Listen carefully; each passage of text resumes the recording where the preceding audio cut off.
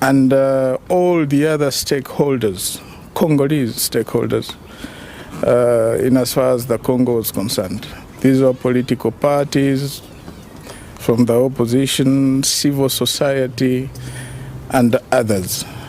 That document, or that agreement, was implemented. Its implementation took a couple of years. We went from just an agreement or just that document to a transition government, which was put in place for 3 years. After that government was in place, elections were held. Prior to elections, a constitution was adopted. And after that constitution was adopted, elections were organized, the very first free and fair elections after the 1960, and successive elections were organized. So the implementation of that agreement was close to 100%, meaning we shifted from a transitional government to an elected government, elected institutions, until we left office in 2019. So the document or the agreement was fully implemented. Thank you so much. It's Zianda Ngobo from Newsroom Africa. I've got several questions. If you could just tell us what was the nature of your discussions with President Mbeki just now, and what brought you to South Africa to have this particular meeting.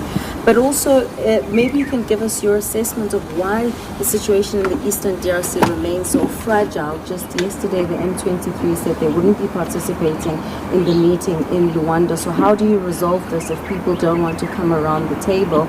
And just lastly, from my side, what do you make of the semi-DRC withdrawing its troops? What do you think the consequences of this withdrawal will be in the attempts to actually get peace there? Well, those are very many questions. I don't think I remember all of them, but thank you. But my meeting with former President Mbeki stems from an invitation when we met in Windhoek. I believe it was 2 weeks ago. He wanted to know what it is that was happening in the Congo, so he invited me. And that's why I came to see him. 2 or 3 of the questions, I'm not the spokesman of the M23, so why did they not go to a meeting or not? I'm not very conversant with that. They definitely have their reasons, and you might have other channels to ask them that. But what was the third question? The third one was, what do you believe the consequences of semi-DRC withdrawing from the Eastern DRC are going to be, given how fragile the situation remains, and you know the people who are supposed to be sitting around the table are not coming to the party? Well, I haven't been following very closely the situation or the deployment, and of course the announcement of the withdrawal of some forces in the DRC. But our take has always been, and this is what I said a couple of weeks ago, that considering the situation, the solution that we adopted way back in 2002, 2003, because back then we also had close to the same kind of situation, where you have a multitude of armed forces, various armed groups. Today what is new is that you now have mercenaries who've been employed by the government forces. Our attitude back then was to ask each and everyone to leave. Each and every force was to leave, and that's exactly what happened.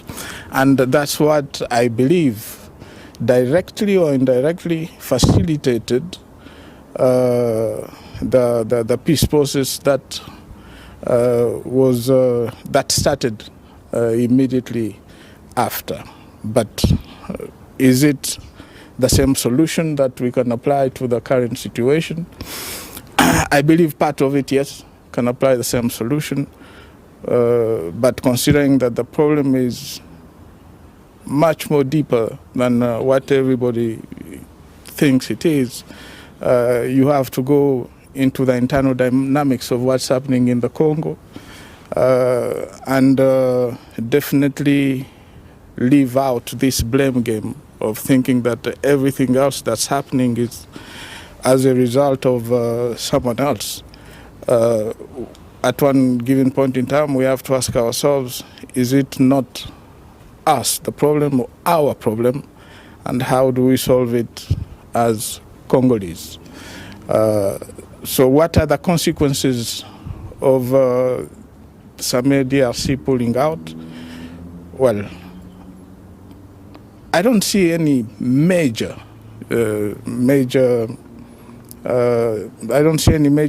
disturbances in as far as the withdrawal is concerned, because these are forces, as far as I know, that were deployed in a given area, which is areas around Goma. Any implications further than that, well, probably time will tell. Mr. Former President, thank you for making time for us. My name is Moluko from ENCA. I just want to understand, considering the fact that early this month you called a meeting with the opposition leaders in the DRC and civil society, how do you, or maybe what were the solutions proposed by that particular meeting in terms of resolving the crisis there? But also, do you by any chance personally have intentions of returning as president of the DRC, given the crisis there? The meeting that was called had its roots in one analysis that we made. We analyzed the situation and came to the conclusion that everybody else is talking about the Congo except the Congolese. You go to Nairobi, everyone is talking about the Congo. You come to South Africa, well, I can see the interest. Everyone wants to know what's happening in the Congo. But the Congolese themselves seem to be ignored. So the objective was, let's get together, civil society, opposition, and anybody else who's interested in our country, church leaders also, so that we can iron out and especially try to analyze the situation. What is the role of each and every player in what's going on in the Congo? What's the role of the government and civil society and, of course, the opposition? Well, the second question, meaning, am I ready? No, listen. We are ready to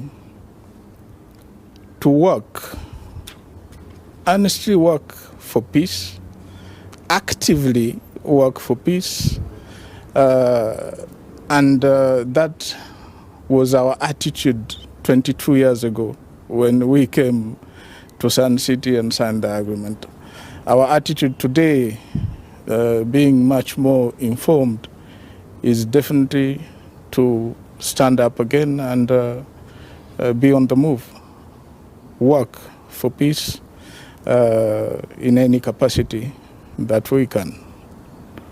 Mr. President, the role of the region and neighboring countries and the international community, what could be the role of other stakeholders outside the DRC in assisting the DRC again to have a peace process, as we see that Luanda talks are very shaky. It looks like it's a start and go. What must happen? What can lead to the lasting solution for the DRC?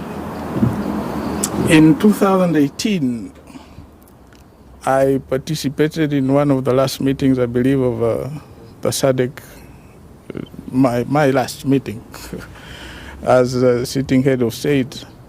And I told the leaders back then that I was happy, I was living, but that the Congo was no longer the old man of the region. Old man meaning the weakling of the region, SADC region and the region of the Great Lakes. That was my belief in a strong Congo, a Congo that was on track. But yes, 6 years later, we are almost close to square one, the point of departure. Now, what can all these other countries do? I believe it should not be a cyclic thing where 5 years down the road you have peace, 10, 15 years later you have war. No, the Congolese people don't want that. I believe we have to go back to the basics. For close to 16, 17 years, the Congo was stable. Not 100% stable, but stable enough for it to move forward in as far as economic development and other areas were concerned. So what do? I believe we have to go back to the basics. The basics meaning that we have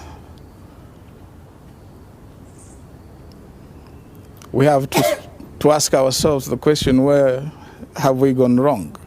And I believe where we've gone wrong is that a number of mistakes have been made in as far as respect of rule of law, the constitution, governance, and all those.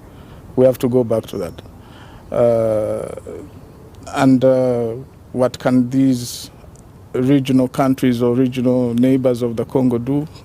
Probably the same thing as in 2002, support a process or a peace process and move forward. You've talked about how shaky the peace process in Rwanda is. I believe that it's just the dynamics. People have not yet oiled the machine, but hopefully things will get back on track and people will start honestly talking of peace. Mr. President, hello, Nellie Payton from Reuters. How do you respond to President Tshisekedi's accusation that you are an accomplice of the Congo River Alliance or the M23, and what is your relationship with those groups? Well, if at all I was, the word you use is what? An accomplice. Accomplice, I believe. Well, the situation could not have been what it is. Could have been very different. So those are just baseless. Next time you see him, ask him to give you the proof of what he's saying. So that's all I can say. In terms of Rwanda, which has been accused, at least by Pretoria, President Cyril Ramaphosa saying they are backing the M23. What's been your assessment? And if indeed they do have a hand in destabilizing your country, how should the international community then deal with Rwanda? Well, I haven't heard President Ramaphosa, and I'm not going to either support or contradict what he said. I haven't heard him. My attitude to everything that's happening I can resume it in just one question. If I am weak, whose fault is it? Is it the fault of my neighbor or my enemy, or is it my fault? If and when you answer that question, then you'll definitely find a solution to the problem that you have. And the Congo cannot continue to be this crybaby in the region, talking about how weak it is and how strong everybody else is. That, to me, is not the right approach. Now, how does, or will the international community deal with the situation?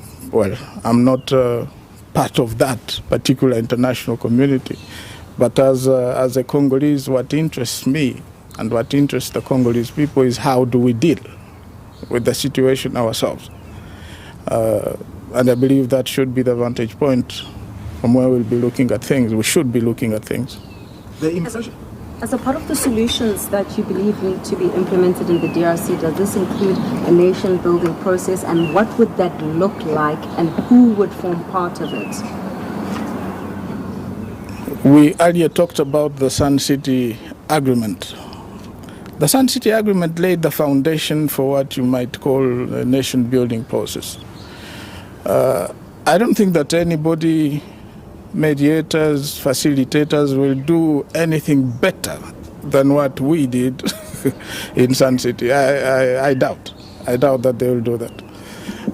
And that's why I talked about going back to the basics, because from that particular agreement, we came out of that three years later with a constitution which laid the foundation for what you're talking about: nation building, institution building, elections, and the rest was supposed to follow. So that, to me, could be the approach. Do you regret supporting President Tshisekedi during the first term? I don't live with regrets. No. You make mistakes in life, they make you stronger, and if you're weak, they make you weaker. I believe I'm stronger now because of the mistakes that we made. Up to us to correct those mistakes. Final question. Two more questions, Sure. and then let's not abuse the hospitality of the foundation. Now, he is a dictator. 4 more questions. 4 more questions, yeah. There are rumors, today there are rumors that there could be a coup d'etat or a rebellion in Katanga. Do you think there's a risk of that? Well, the risk is across the country, it's not only in Katanga. The risk is across the country. 2.3 million square kilometers of the Congo is at risk. So, At risk of a rebellion or a coup d'etat? at risk of turmoil anywhere in the Congo. Yeah. So it's not only Katanga or one given region. Yeah. Just a final one from my side. Do you think that your successor, President Tshisekedi, is part of the ongoing problem, and for as long as he is in the position, perhaps these problems will never be resolved? Is that your impression? But also, if you were to explain in simple terms to an outsider, sum up the pertinent problems confronting your country. If you were to say, the problem is here, these are the root causes. And of course, we see how that problem is manifesting itself. Well, I'll sum up by saying this. I believe the problem in the Congo, you rightly said so, the problem is President Felix, the solution is President Felix. Now, how do you understand that? How do you turn that left and right?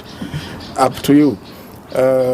But critical decisions have to be made.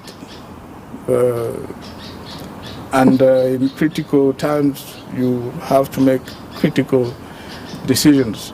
And these are critical times for the Congo. But in as far as we are concerned, well, like I said, we intend to be very much involved in everything that's happening, especially in as far as peace is concerned, and to move around instead of it just being a SADC thing or East African, for it to be our own initiatives, and go each and everywhere where we believe that we can bring about positive change, positive news, be it in the East, which we are preparing to do, be it in the South, in the North, and the West. Merci beaucoup, Mr. President. Thank you.